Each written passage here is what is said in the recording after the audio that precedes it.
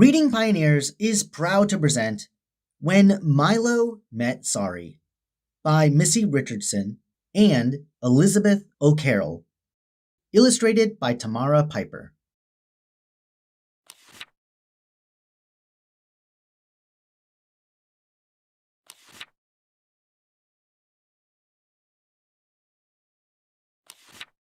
This is not what I expected, thought a disappointed-looking, shiny, yellow helium balloon.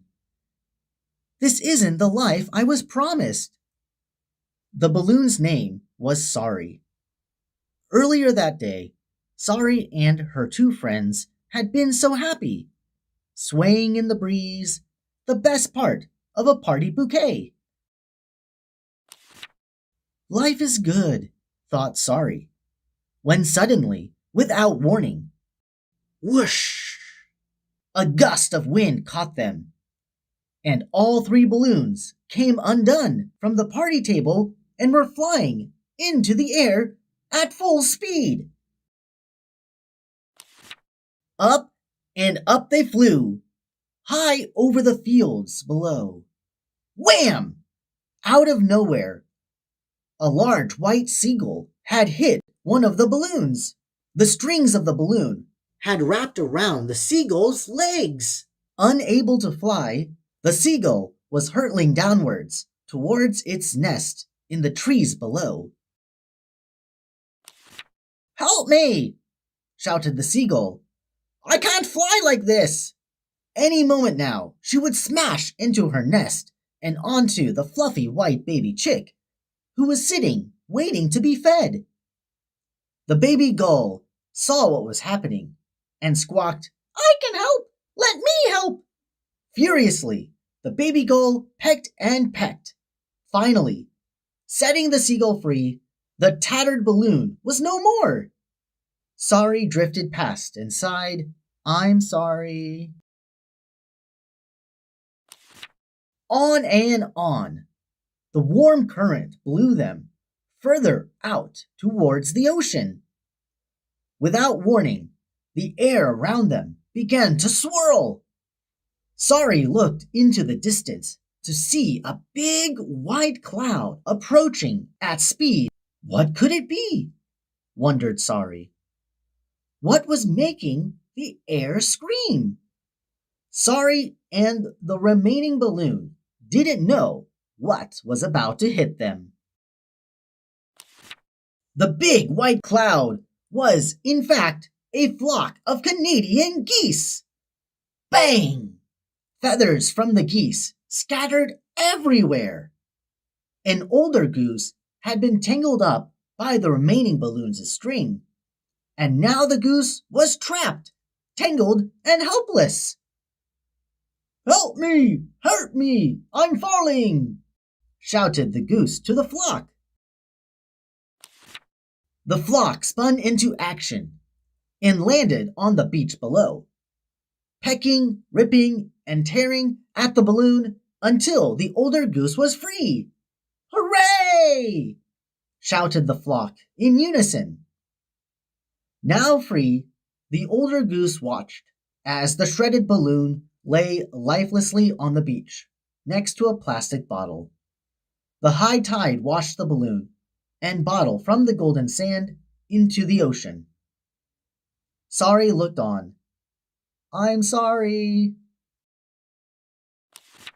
Lonely days passed as the warm air blew Sorry up into the sky over the ocean, swirling higher with nothing to see for miles and miles.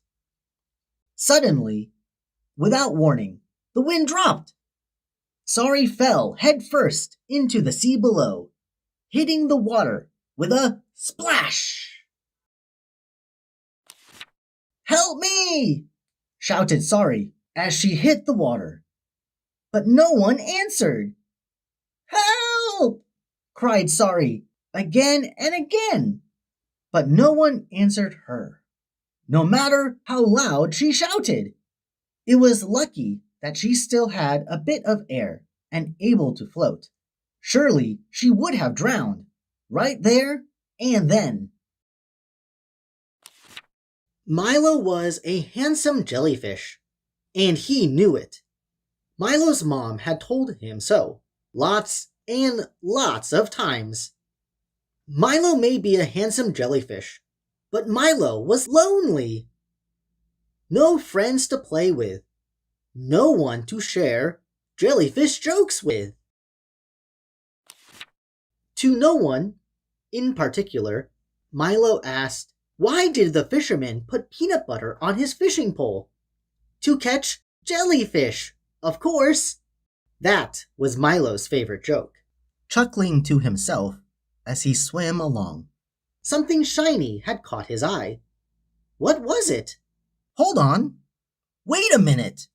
What's that shiny thing splashing? Milo swam towards the splashing. What could it be? He asked. Is it a shiny yellow jellyfish?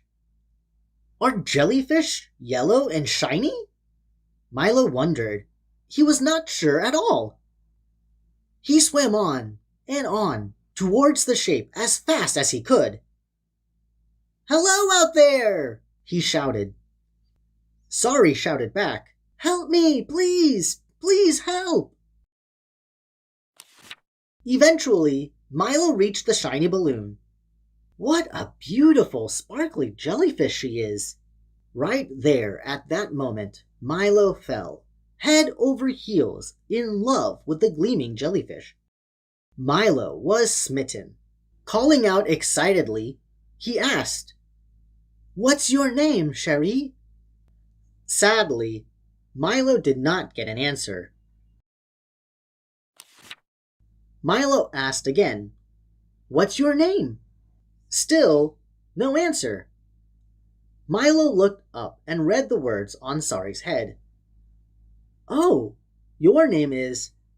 I'm sorry.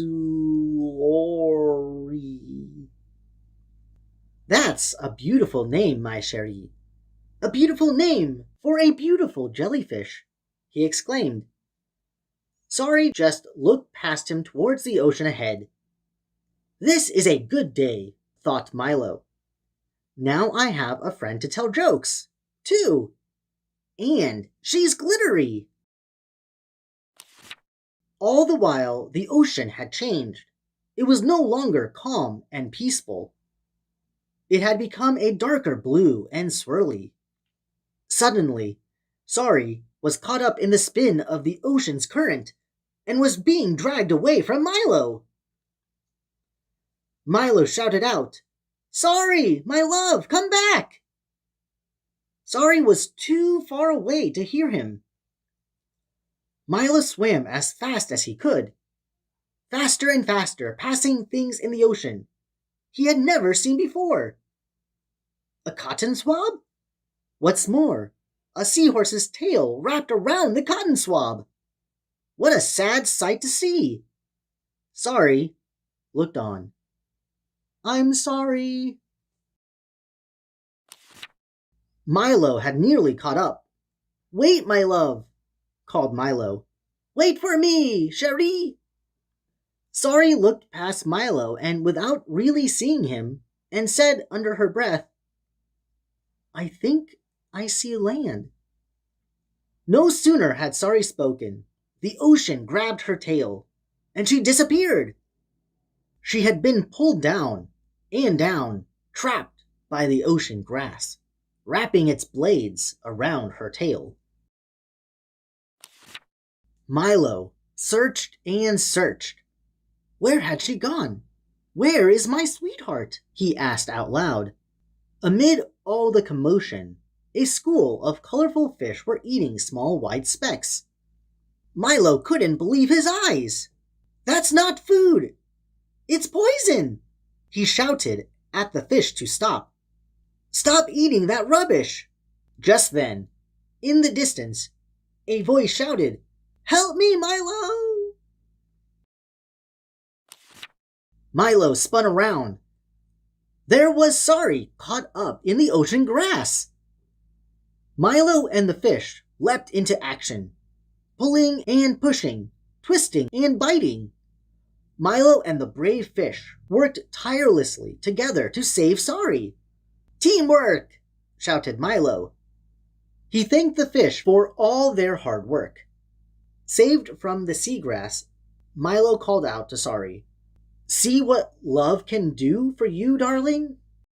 Sorry just looked on. "I'm sorry." Milo had been so brave. Surely Sorry could see that. Would she notice me now? He asked himself. Sorry said nothing, not even thank you. They bobbed on together through the ocean. What can I do to win her love? Milo was at a loss. How could Sorry be so ungrateful? Milo noticed that the ocean was losing its beautiful color and was no longer clean. "What's happening to my ocean?" asked Milo. Sorry didn't answer. In the distance, Milo spotted a small turtle who was struggling to swim. It had plastic bag parts around its feet and neck. The turtle was in pain, suffering, and unable to breathe. Sorry just looked on. "I'm sorry." Milo could stand this sight no longer. He swam out as fast as he could to help the little turtle who had caught Sorry's string around its leg. Without warning, a net had caught them. A massive, grimy net had appeared from a fishing boat above, gathering everything up in one big swoop, dropping them on the boat deck with a deadening thump. Milo hung on tight to the turtle and Sorry as they hit the deck with a loud bang. The turtle called to Milo in fear, "Is it all over?" Meanwhile, on the boat, a fisherman looked sadly at Milo and the turtle. With gentle hands wrapped in bright yellow gloves, he picked off the plastic bag and strings, lifting them high up in the air. The fisherman shouted, "We don't want these guys, do we? They belong in the ocean." With that, Milo and the turtle were placed gently back into the cool water. But Sorry was nowhere to be seen. Time stood still for a while. Milo and the turtle couldn't quite believe what had happened to them. "I thought we were done for," called Milo, relieved and confused. He expected Sorry to answer back, but instead came a sweet reply from the little turtle. "Milo, you saved my life! You were my hero!" Milo focused his sights on the turtle with a new sense of love. "Indeed, my darling! Where shall we go next?" Smiling kindly at each other, Milo and the turtle swam away into the deep ocean, very happy to be alive and excited to be together. The fishermen were due back on shore that evening. They tidied up all the trash they had collected from their nets and was taking it back to land to throw away. Sorry, once the shining, smiling balloon was stuffed at the top of the garbage bag. Sorry found herself in the trash bag along with the plastic bags, bottles, and rubbish captured by the sea. "So, what will become of me now?" Sorry asked. No one in particular. Sorry drifted off to sleep, only to be woken up with a tremendous thud. "What happened while I slept?" she asked. The fishing boat had made it back to shore, and the fisherman had tossed the garbage bag into a larger bin. A green top-loader garbage truck was at the quayside to take all the trash away. At that moment, Sorry knew that included her. The last time Sorry was seen, she was a sad, crumpled, flat, deflated balloon, sitting on the top of a landfill pile, propped up by all the other stinking trash around her. Sorry looked out. It was not the beautiful ocean she had known, but a sea of garbage, old bottles, and cans. Sorry shouted as loudly as she could muster. I'm sorry!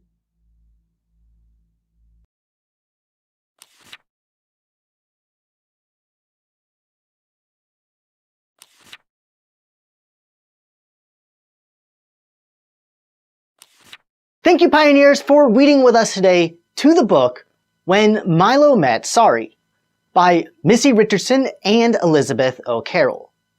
I love reading books that teach important lessons, and so I'm so happy to have read this book to raise awareness on the dangers of plastics and pollutions in our water.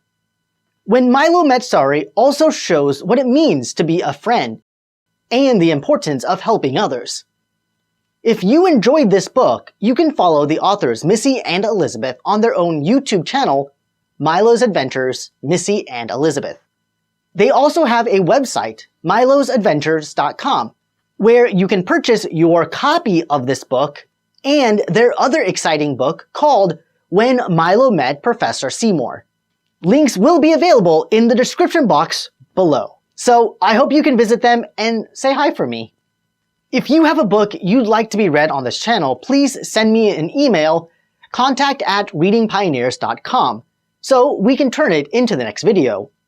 Also, it would really help this channel if you like the video to help support the YouTube algorithm, and subscribe to stay updated with future read-alouds coming soon.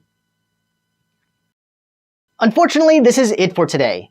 While waiting for the next upload, you can read other books from the playlist on the left, and the sequel to When Myloh Met Sorry, called When Myloh Met Professor Seymour, on the right. Thanks again, readers, for joining us today, and until next time, I hope you all have an amazing day. Bye-bye.